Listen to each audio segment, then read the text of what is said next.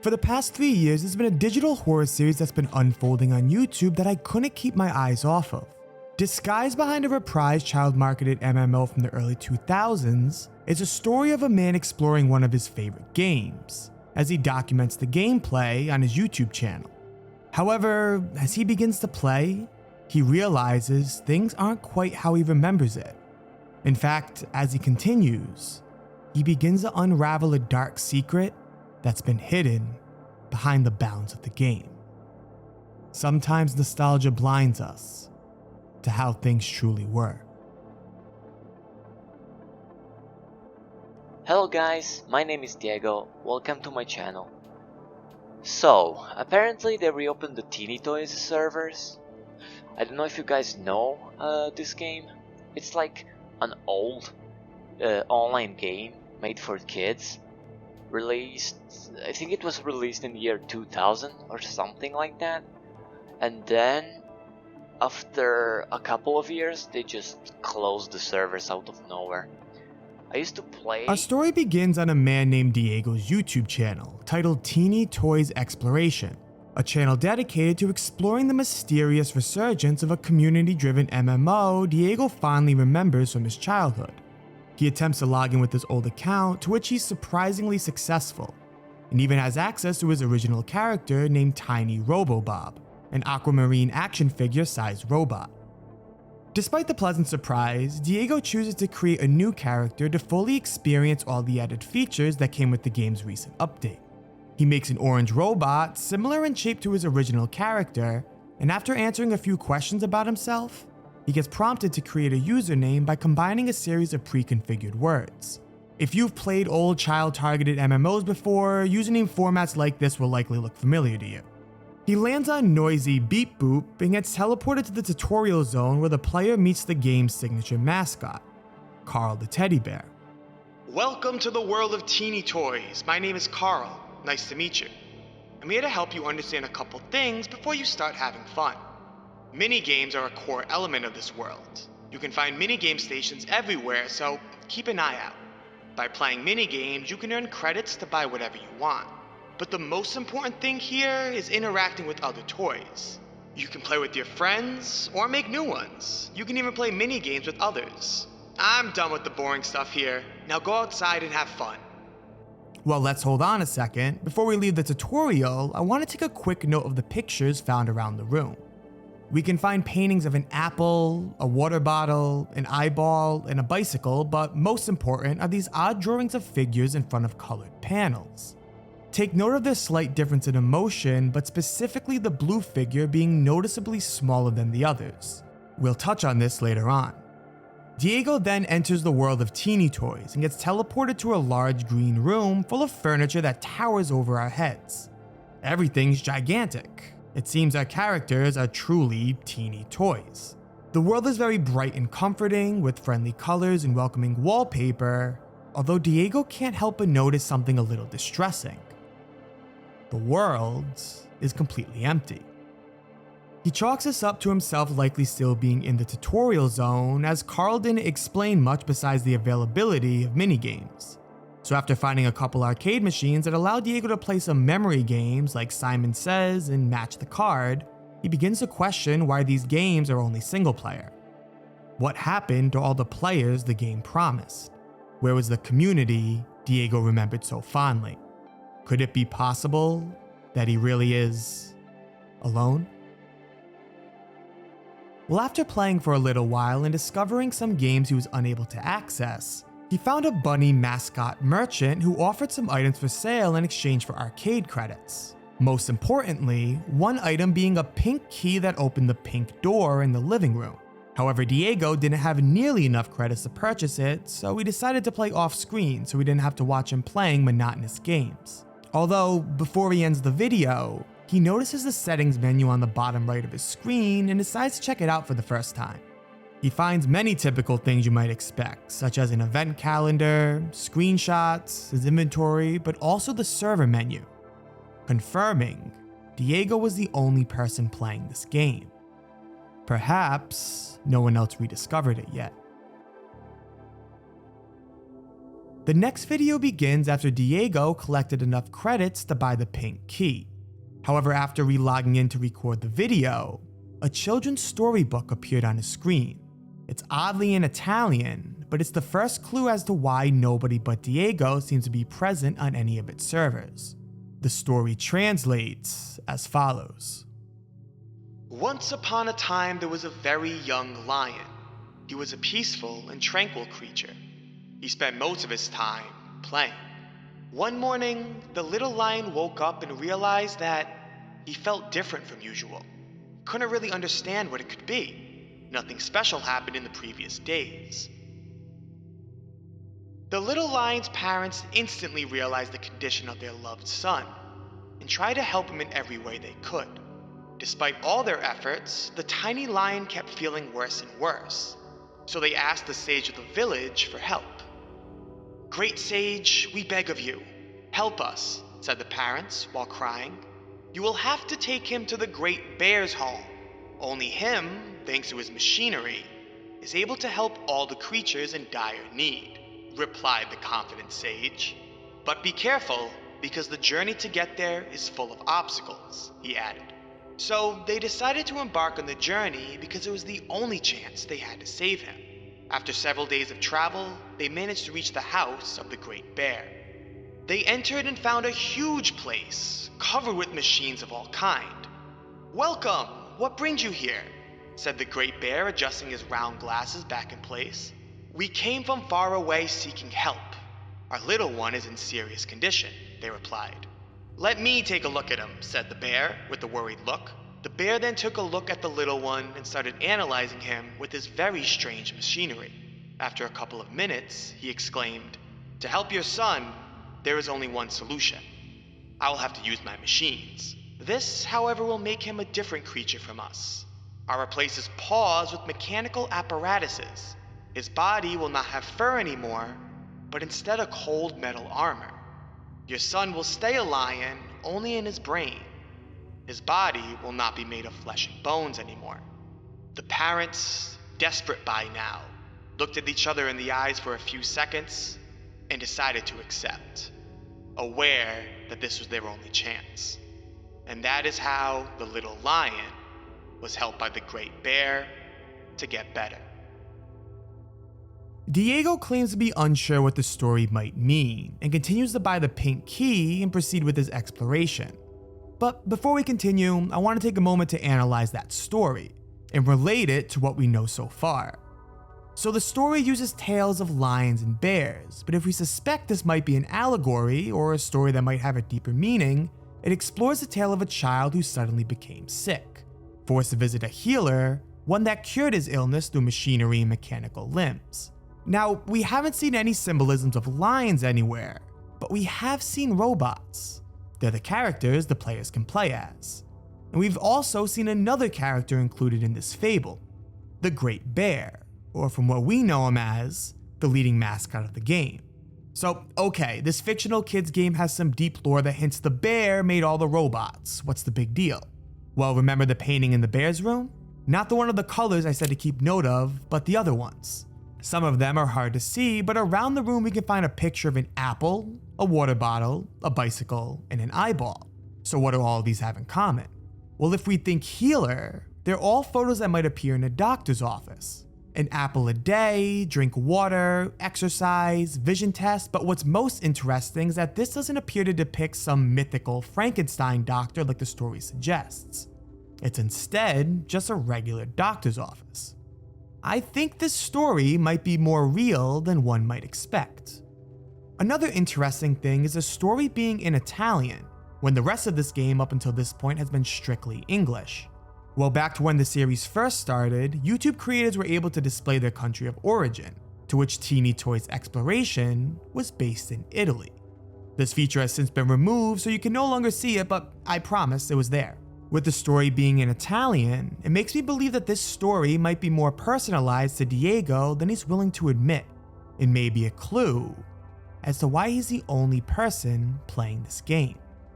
Diego enters the pink room and gets a loading screen a little different from the rest. Normally it's of robots, but this one shows the bear watching a blue robot reading a book. Besides what we theorize about the bear, there's nothing too inherently weird about this, so let's move on. Finally entering the kitchen, we immediately notice lollipop wallpaper, and eventually a loading screen of the blue robot holding a lollipop, further resembling the theme of doctor's offices. Diego explores for a bit, plays a few mini games, and mentions that he almost forgot Teeny Toys was intended to be multiplayer. We entered this room to see if there was...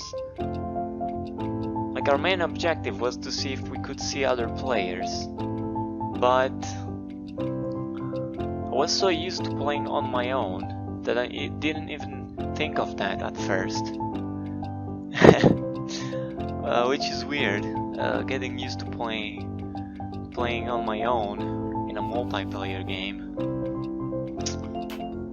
Doesn't sound right to me. He also mentions how the mini games use sounds that give him a headache, and to his benefit, they are oddly unsettling for a children's game.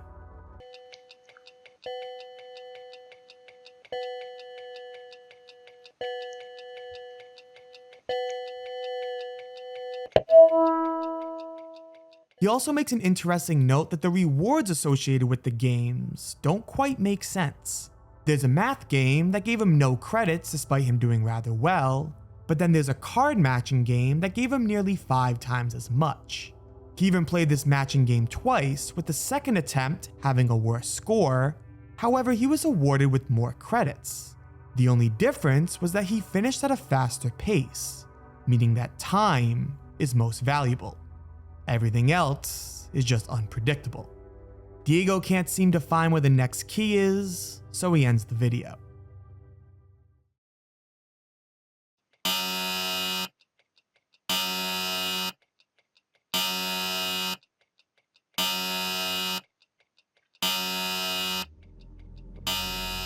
Something odd is occurring. The energy meter, that hasn't seemed to move from 100 in any of the previous videos, is suddenly at 52, and the game doesn't appear to be happy. Diego, staying silent, drinks a mega increase, an item used when you're feeling exhausted, and the meter slowly begins to rise. The tilting of the screen also appears to not just be visual, as it knocked down a vase from the shelf above, shattering on the ground and revealing a yellow key, giving access to another room. However, if we take a look at this key, it's slightly different from the pink one we bought before. The description of the key is odd, stating, "The past is the key to the future." We can also notice the handle looks slightly different from the last. Initially, we might think the handle on the first key was some abstract shape. However, after getting the second, we can actually see their letters, likely spelling a word. Currently, we have I and D, but that's all. What could the keys be trying to tell us? Next time Diego logs on, everything appears as normal until something strange happens. Yeah, nothing happens when you do that. Let's check.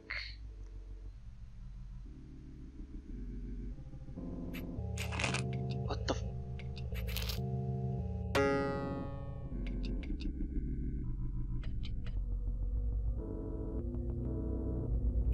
Hello. How are you? Where is everyone else? What happened to you? Remember how many of us used to live here? What? Does this feel real to you? I don't understand. Another player has appeared in the game. He tells Diego about how the influence they had in the place is gone, but not to blame himself. he doesn't belong here anymore. He tells Diego that he has to open something, but doesn't elaborate on what that something is, only that Diego must be the one to do it. He mentions some old urban legend about the game, asking Diego if he remembers it, as it will help him in his journey. He does. Diego then nervously asks the robot if he can play some games with him, or help him on his quest. He has no one. The robot acknowledges that feeling this way must be familiar to Diego. He should be accustomed to being lost by now. Unfortunately, this journey is one that he must make alone. He advises him to pay attention to the numbers and check under the kitchen table. Most importantly, he tells Diego not to be scared. The robot runs off into a locked room, leaving Diego behind, alone, once again. The interaction is a little unnerving, as I myself got so used to not seeing any characters that the sudden appearance of a broken down robot just felt so unnatural. By the way it talked, it seemed like it knew Diego, and after examining the scene once again, I think it might be a little more than just knowing. At one point, Diego was about to send the message, "I'm scared," before erasing it. However, shortly after, even without Diego sending the message, the robot responded, "Don't be scared." Is it able to read his thoughts? Well, after the interaction, Diego remains speechless, barely talking for the remainder of the episode. He makes his way to the kitchen table like the robot instructed, found a red key with the letter G on it, reading, "Some things are meant to happen, no matter what I try." But he also found a new type of item, a pair of scissors, ones that have the description, "Are you still scared of this color?" I know. There are some things we just never get used to. Diego then ends the video. It seems apparent that Teeny Toys, at least this version, is more than just a video game. It's personalized to Diego, communicating with him directly. The game's trying to tell us something, but they need him to figure it out by himself.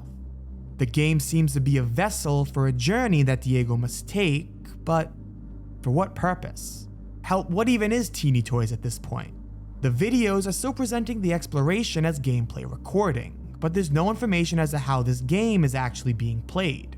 Is it through a website? Was it downloaded? Or did it mysteriously appear on his desktop one day? At this point, we really just don't know. So let's move further. In a change of pace, Diego decided it might be informative to play as his old character. However, those with a good memory might notice that the color of his old robot is different.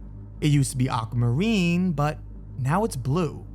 In fact, it's the same robot as the one we just saw. Entering a room unlike no other, the setting is oddly disturbing. It's clearly not something you would suspect from a children's game. The wallpaper's lined with eyeballs all looking towards the player, and the room is perfectly split in two colors, one red and one blue.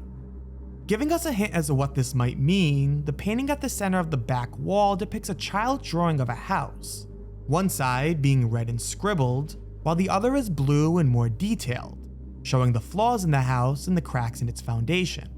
Now, I've seen multiple people look at this house and theorize it might mean the past and the present, although I don't think that's the case. There's nothing that indicates the red side is any different from the blue side. It's just drawn differently. Who's to say if the red side had as much detail as the blue, it would be any different? Instead, I think the blue side is meant to represent some form of reality, a depiction of how things actually are, with the red being a blurred vision of this, maybe appearing fine if you buff out the negative details, but don't be mistaken. They're still there, even if you can't see them. I think this whole game is a visualization of nostalgia for Diego's childhood. When he was a kid, the world seemed larger than life, with memories of games, adventures, and players filling the entire space. But in reality, when looking back, it wasn't like this at all. The game seems different than what Diego remembers. The world feels empty, the servers are barren, and the game seems unrecognizable. How could this be the place he remembered so fondly? As he begins to browse through his old character's screenshots, he finds a collection of memories he somewhat recalls, including a much more lively hub space, multiplayer-based minigames, and even some friends he made along the way. However, as he progresses through the photos, his memories of the game begin to get a little scrambled. Rooms progressively become more disorganized, the player map is all scrambled, and areas begin to require an unnatural level of machinery, including pipes and levers running through the bathroom and monitors lining the walls of the bedroom. Some of the screenshots have even been replaced by the color blue, including the final photo. However, we can still make out the transparent overlay of the scissors that we acquired in the last episode. The photo is marked as Usale, which translates to use them. However, before we go do that, Diego takes a moment to reflect on what's happening. Why is there so many memories he can't seem to remember? He's sure there were more players in the game, but besides for a few screenshots of his friends, most of the photos are still just empty spaces. He's scared. He begins to break down. It feels like this part of the game is totally different. For some reason. And it's really sad because why can't I remember those times? One interesting thing that he described while exploring the screenshots was the urban legend the blue robot told him to visit. While playing the game during his childhood, Diego describes how there was legend of an accessible door on top of a temple. Players would report of sounds coming from the building during nighttime, and theorize ways to potentially reach its upper ledge.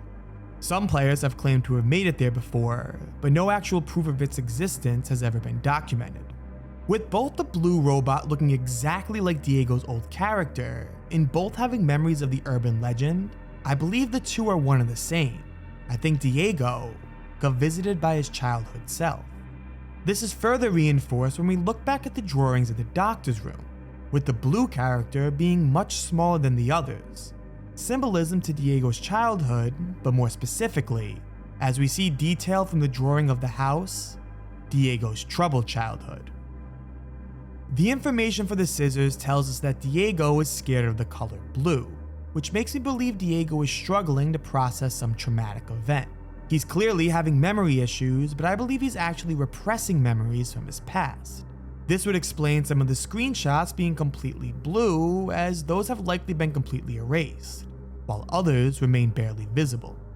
Is this the journey that his past self alluded to? The one Diego must make with himself alone? What happened during Diego's childhood that traumatized him for so many years later?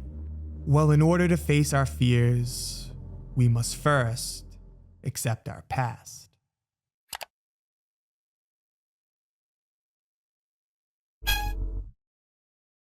And soon, the memories will start flooding back.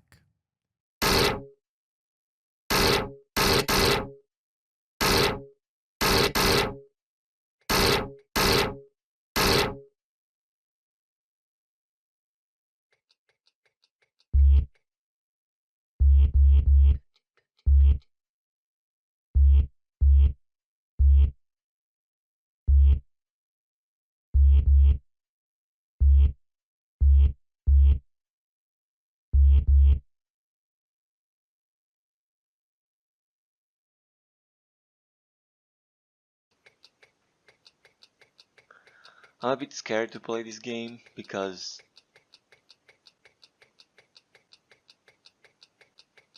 I don't want to destroy it. I have an idea on what to do, but I think it's better if we go into the yellow room first, because maybe we'll find new stuff, I guess. Diego seems to have a sense of understanding of what's going on here. He realizes that as he begins to unravel the truth about his past, his current ideation of what he believes his childhood looked like will be gone forever. Remembering how the reaction of the low energy meter knocked the vase over, he realizes he can use that to knock something over and create a ladder to the tower. Despite knowing this, he hesitates. He's still unsure if he wants to continue. He knows there's no going back. He uses the new key to enter the yellow room, revealing the bathroom, a much different space than the one from the screenshots. He explores the barren plains of the room and takes a moment to play a new minigame he discovered.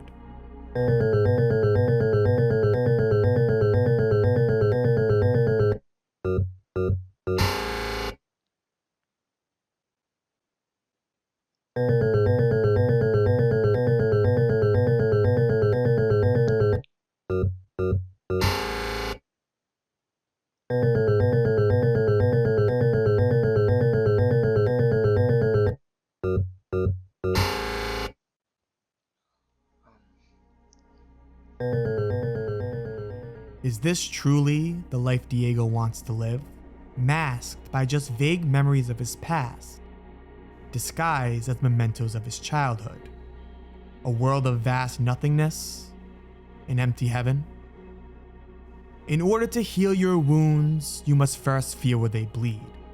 He uses an item to deplete his energy, an act that completely destroys the UI of the game, and just as suspected, the teeny toy sign falls, creating a beautiful bridge needed to confront Diego's trauma once and for all.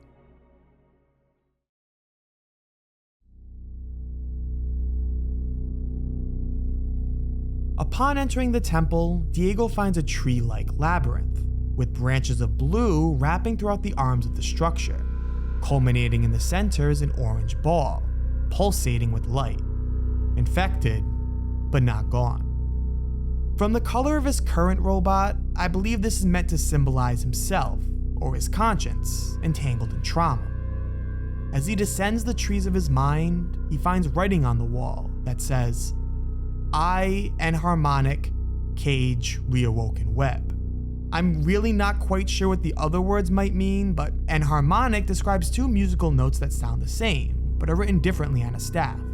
For example, B and C flat are the same sounding note, yet they're written differently, meaning they're enharmonic. The only connection I can make with this is that Diego's perception of his past doesn't change what the reality actually is. If we take a look at the drawing of the house, they might appear as two different pictures, but in reality, they're both the same building. Whether you want to remember the B notes of your life, or just the C flats, they're both your life, and there's no changing that. Exploring the underbelly of the structure, we find that the blue cords are almost intertwined with wire-like structures. The base of the tree holds a collection of black objects, almost resembling the scrap metal we collect as currency. And a station on the wall appears to have hooks used to hold other tiny robots. Truly most valuable, though, is a little blue book hidden in a furnace buried within the deepest corners of the temple. Instantly, you get teleported to a dark corridor. The eyes of other robots watch as you reach through an endless void. Emotionless, yet you can feel their stares. As you approach the end of the tunnel, you find a painting, framed in blue. It's a black car. And with it comes a story. The Village and the Cloud. Once upon a time, there was a village where everybody was happy and everyone had an important task to do. One day, the villagers started to disappear into nothingness due to a mysterious cloud. The villagers tried to make it go away, but failed. This tale teaches that not all things that happen make sense or is fair.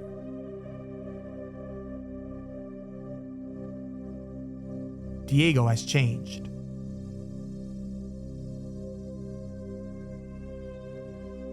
After being teleported back to the living room, Diego notices that the new radar equipped to his head is actually guiding him to doors he can't see. He enters one and gets teleported to a room unlike any we've seen before, one with regular-sized furniture and textured surfaces. I believe we're inside one of Diego's actual memories. Scattered on the ground are notes describing Diego's thoughts, mentioning how he's stuck somewhere, but his mother stays often, usually crying by his bedside. There's no mention of anyone else, but a note recalls a dialogue stating, "I miss him." "I know, sweetie. It's all my fault. It's all but been told to us that Diego suffered a traumatic illness or injury from his childhood, one that severely impaired the remainder of his life. Between the story of the lion and the bear to the resemblance of doctors' offices lining the rooms of teeny toys, it's clear that Diego spent a significant amount of time in and around hospitals. And it's not just the stories that tell us this. If you look closer, the entire world has been painting a story of repressed memories from the very start. The games all contain symbolism to illness and disease, such as pill bottles, negative emotions, lack of energy, and even death. The bedroom filled with monitors are likely reference to his hospital stays, as is the bathroom filled with mechanical devices. Diego's old robot changed as soon as he confronted the memory, and the world began to piece itself together ever since. Even the paintings on the walls aren't random, as the picture of the car in the temple was already in the kitchen at the beginning of the series, and you can likely find paintings of the family, with the orange child being Diego, and the other two being his parents. It seems the man Diego misses is likely his father. This is why, as soon as we confront our mind and find the blue book of trauma, we get the tools we need to piece the world back together. Teeny Toys isn't a renewed MMO. I think Teeny Toys is Diego's mind, and the exploration of repressed memories from a sick boy's childhood. If we return to where we left off, viewers can also discover a collection of other kids that appeared to be at the hospital with Diego. And now I begin to question how much of Teeny Toys is actually real. I'm nearly positive the game hasn't actually re-released, but was any of it ever real to begin with? Or was it all just some trauma response from Diego? Could the kids he remembered playing with in game just be the kids he met at the hospital? Diego approaches a photo of a dog and gets teleported to a black room, one with the glowing exit at the end of the tunnel.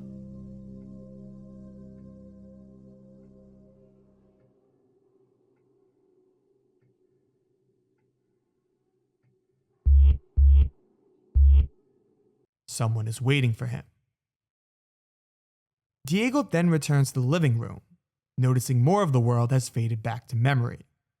He finds another key with the letter E on it, and the video concludes in silence. In the next video, Diego confronts another repressed memory, this one in the form of his orange robot's head. Between worlds, our loading screen is a disturbing depiction of a person about to be cut open.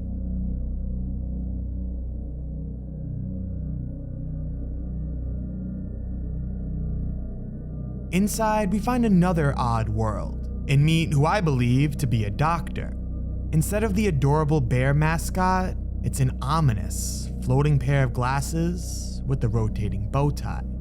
He wants to discuss with Diego ways to cope with this new, quote-unquote, situation. He compares Diego to a tank that's gone crazy and decided to destroy everything.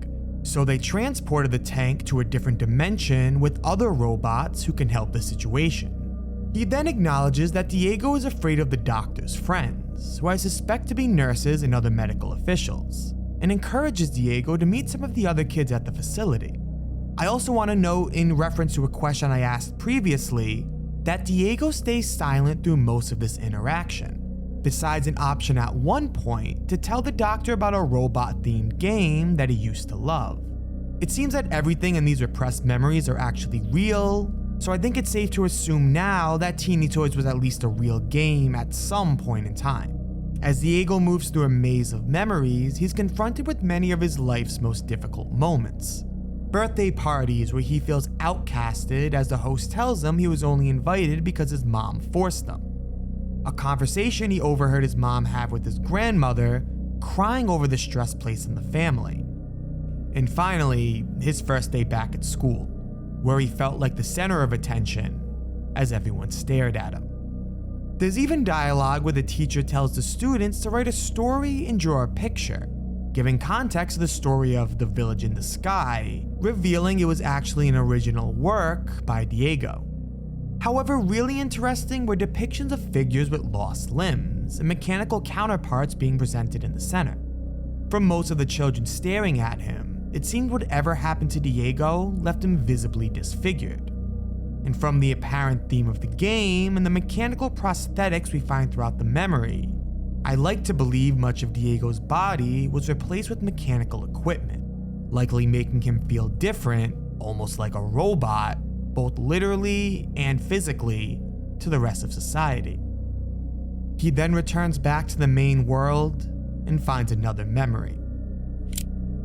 The loading screen has a page that reads, Dear Diary, today I'm a bit sad because I saw Mom crying on the phone with Grandma. When I ask why she does this, she never wants to reply and changes the subject. I think she hates me, and because of this, I'm sad. All of this isn't my fault. I miss my friends, and I wish I could play with them again, but sadly I can't anymore. Rebecca in particular, because she's one of my two best friends. I hope she's well, and I hope to see her again. Diego then gets teleported to a new room with some similar characteristics as the Teeny Toys world. The clock is in the same shape, and we even get an appearance from the teddy bear that was referenced for the doctor. We can even see a sad collection of trophies, likely before Diego's accident. He was first place in every category. Diego goes on the computer and browses the files on his desktop. We find unnerving depictions of what's likely Diego being puppeteered by blue strings, symbolizing his grief's control over him. We're also able to scroll through old emails, all from the same friends he played with as a kid on Teeny Toys. However, the most recent emails are from an unnamed recipient, all degrading Diego and scolding him. They read, "Stop, please. The orange abomination is not going to solve anything. Can you at least understand this simple concept? Let this go. Why did you give up on us? I'm stuck here to suffer because of your decisions? Just forget this game. Give up. You're making things worse and you know it." After, Diego begins to flip through the available wallpapers from his desktop, and we see some familiar stories. The black car, a scared expression behind two mechanical arms, and strangely, a message that reads, "Diego, I'm sorry. You will have to use the scissors again. I understand this isn't what you want to hear, but I can't find another way. I wish I did, because you'll soon see all the horrible things I've done to you and the others. I'm not proud of my actions, but to me, they were the only solution. A solution to a problem that I created because I couldn't let this game go. I tried to fix everything, but it didn't work. So now everyone is suffering because of me, especially you. It's my fault. I take full responsibility. All I can say is that I'm sorry. It's fine if you don't forgive me. I'm waiting for you." Diego has had enough and leaves the computer. After this, the memory of the bathroom begins to build itself back together. There's machines, wires, but oddly, also a collection of boxes with key symbols on them. Almost forgetting, Diego still has to use the purple key, which reads, "The past is the key to the future I try to create for you. I think you're starting to understand what's next, but I don't think you're ready to see what really happened. I'm sorry." He proceeds to the purple door and enters a familiar space, the room with eye wallpaper. However, the floors are no longer red and blue, and the drawings of the house is finally one solid color. Diego is no longer trying to forget his past. I'm trying to waste time because I don't want to use the scissors.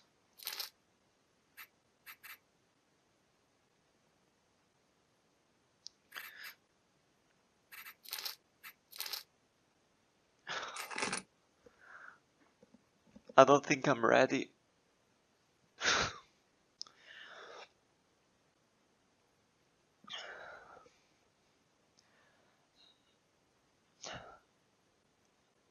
I think those things you saw were conversations I had.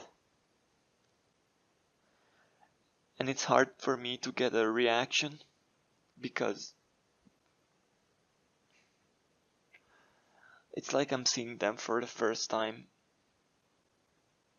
And I'm not good. I'm not good at conveying feelings honestly. And I don't even know what to say about all this.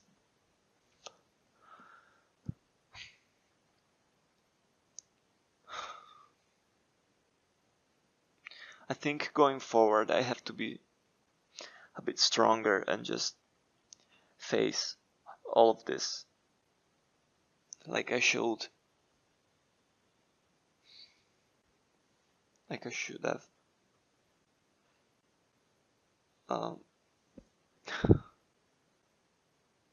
I'm sorry. I don't think I want to do it now. I don't want to use the scissors now.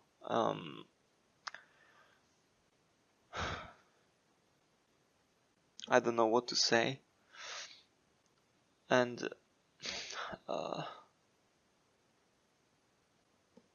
I'm so fucking dumb.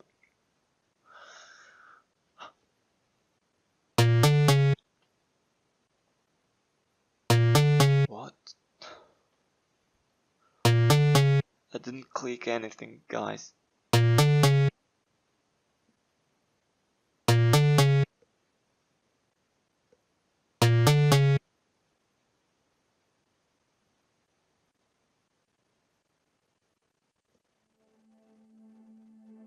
What has Diego done?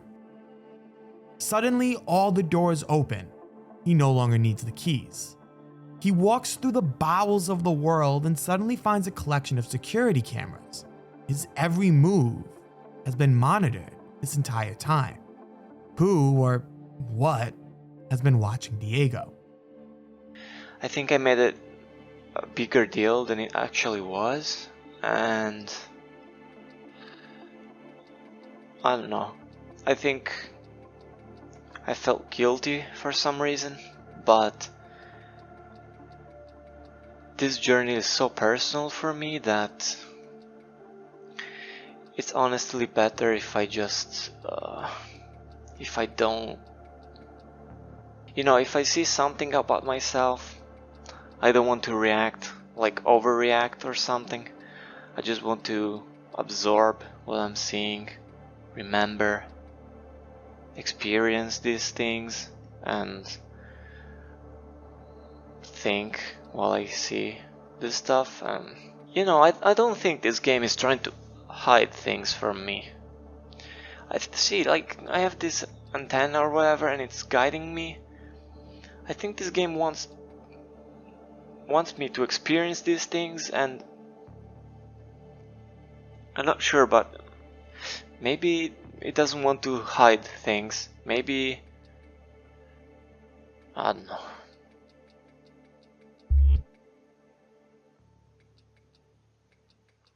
Okay, let's go.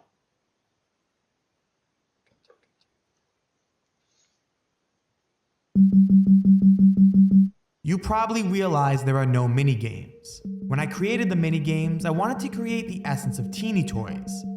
Mini-games were something I always loved about the game, and in my head, they had to be a part of this in some way. However, they ended up just being a reflection of what you had to endure because of your condition. This obviously wasn't my direct intention, but that's how it turned out. Because this game always knows, and when I created the mini-games, it knew deep down I created them to stall the inevitable, a way to postpone the sadness that had to come. That's how this game works. I tried to take full control of it for many years, but I never managed to. So, some things slip through, things that don't represent me anymore, and other times, I can't fully recover memories, like for this room. But the mini-game still gave you something to strive for, something to achieve, and for that, I'm thankful.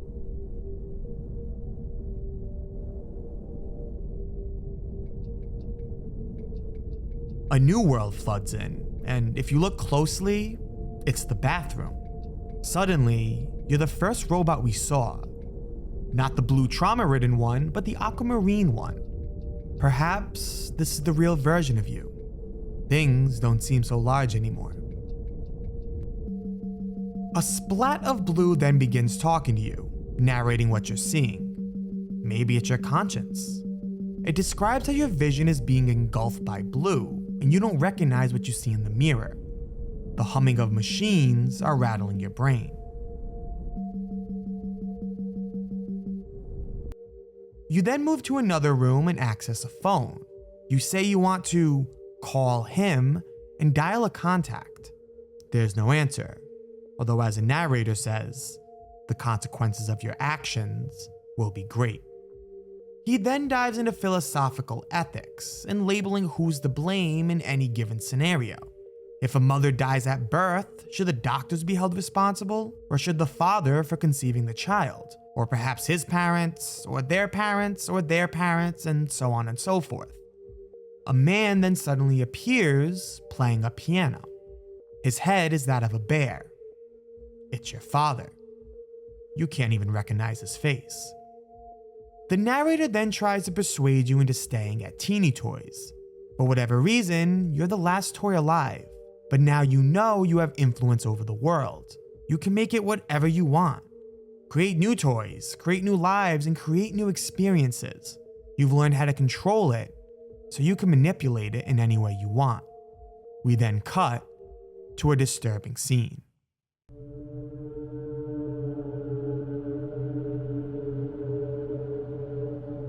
Your father, in a black car, is driving toward a blue truck. He died in this car accident.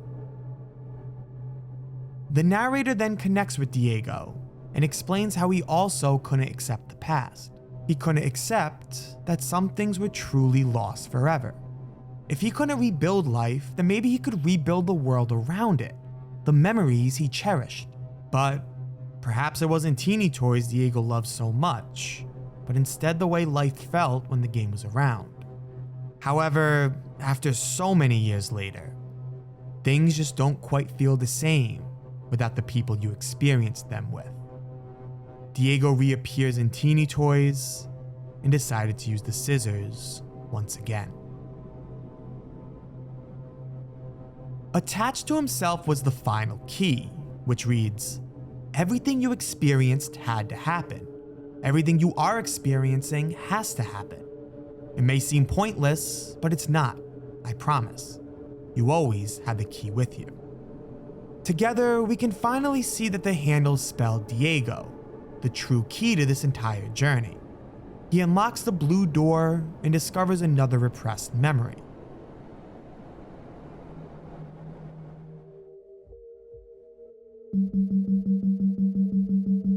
This is my best attempt at recreating what you experienced when you were at the hospital.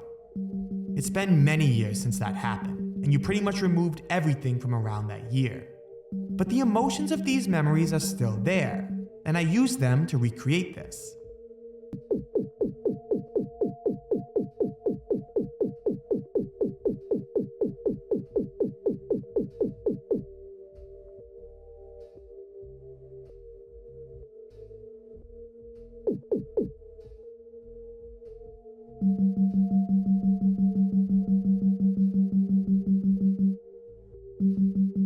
The game then introduces us to Rebecca, the girl that Diego remembers fondly from his diary entry.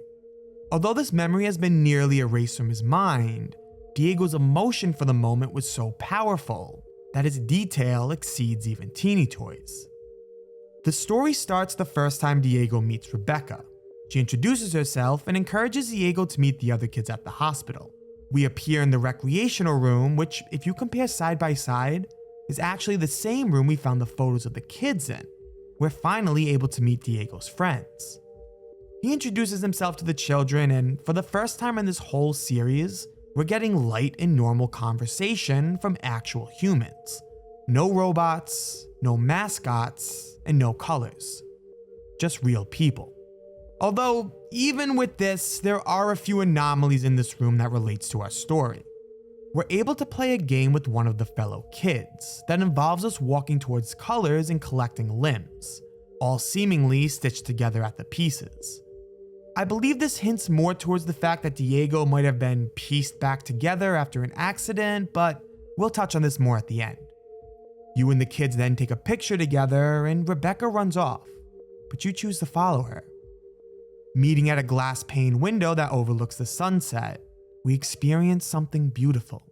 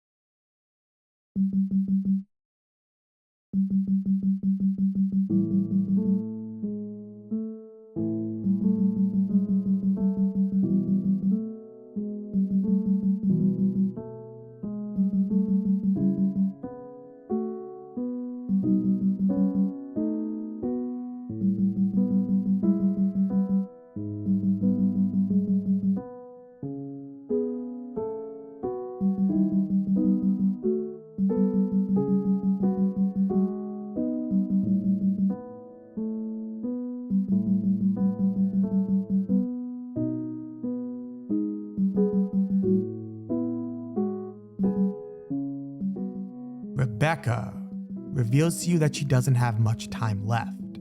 She's not positive how long, but doctors say her condition has worsened. But she's not upset. She's grateful.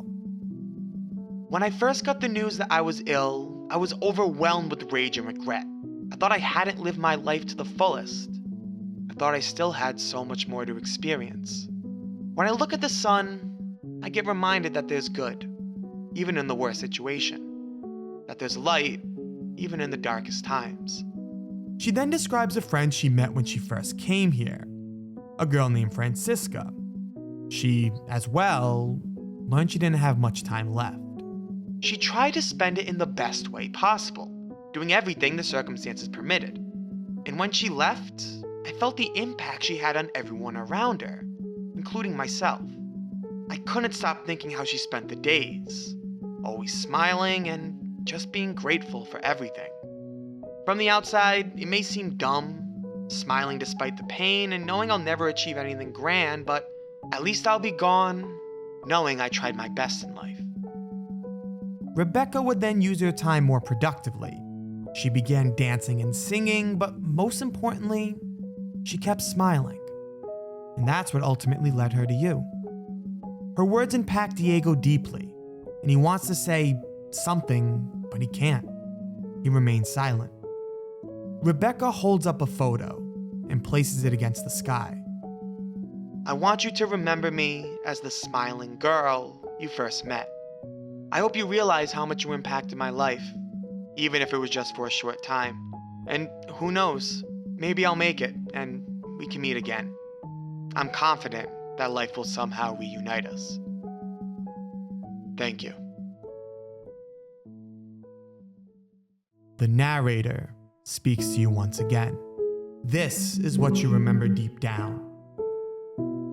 It's difficult to recall how those conversations went. Viewing them through an adult's eyes changes them. You can't remember if you talked during that conversation, but you know you tried to spend all the time you had left with her. And then, when you had to leave, you never knew what happened to her.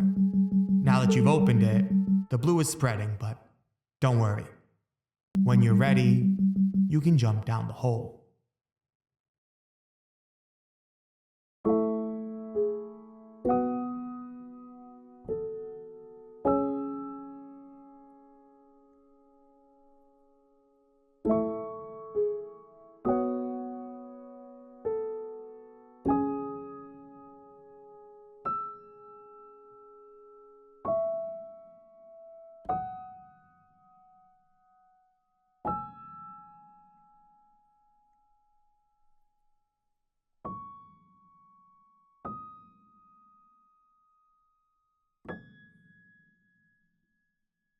The caption reads, "My friends."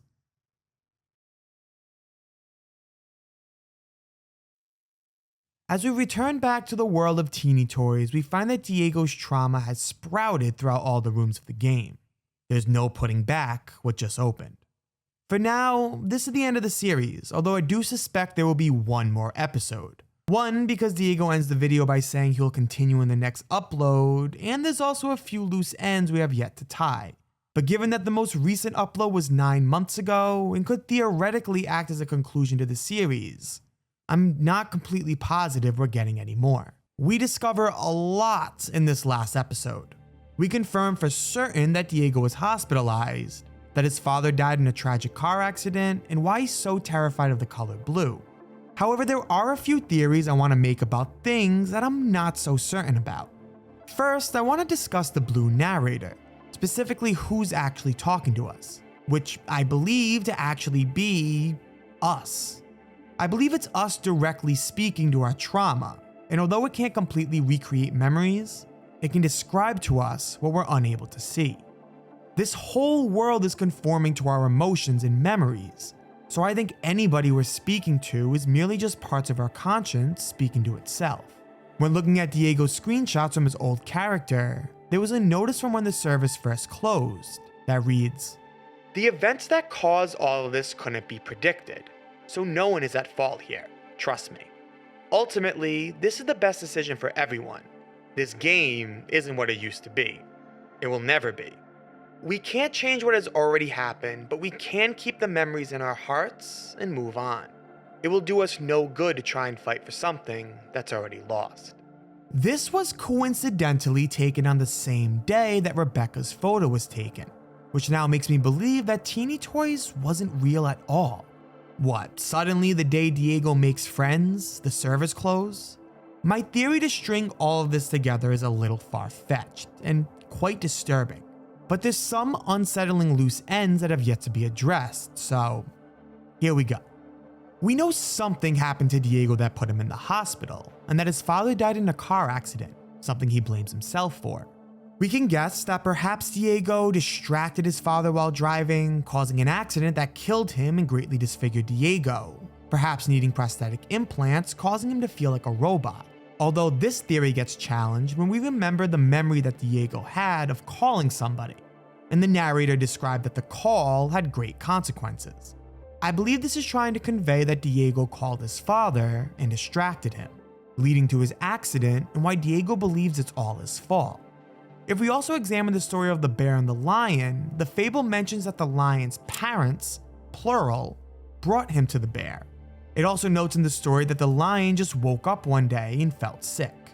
In terms of why Diego appeared normal in this photo, remember that the narrator said he was unable to find this memory, but recreated it using his emotions. I believe Diego appeared fine here as he was around other sick children, and for the first time in a while, he felt normal. I think Diego's condition was something he struggled with all his life, and the death of his father was completely separate. So why is this relevant? Well, I think Teeny Toys was created in Diego's mind to cope with his father's death.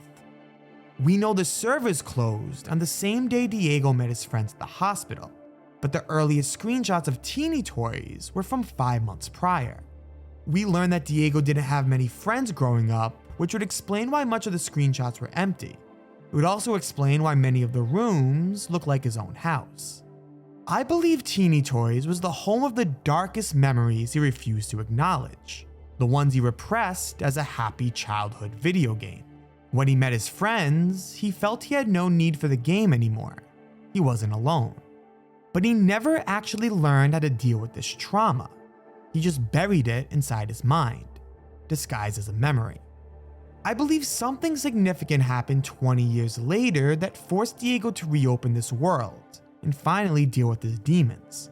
This is why, when the computer wallpaper read, "Diego, I'm sorry you will have to use the scissors again. I understand this isn't something you want to hear, but I can't find another way. I wish I did because you will soon see all the horrible things I've done to you and others." I believe this was Diego cutting the mental block of the game and allowing himself to finally confront his past.